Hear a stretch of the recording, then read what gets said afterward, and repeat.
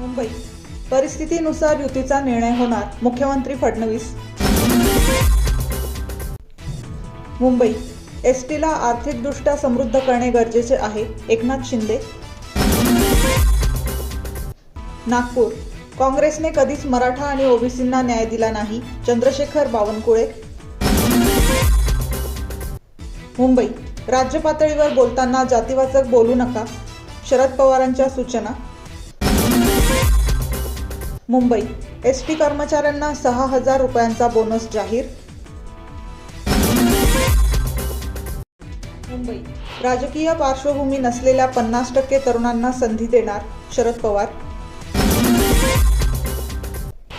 यवतमाळ कफ सिरपमुळे 6 वर्षीय चिमुकल्याचा मृत्यू.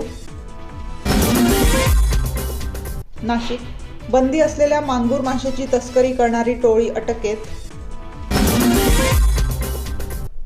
जालना ओबीसींच्या मतांचा अधिकार अजून शाबूत आहे, लक्ष्मण हाके.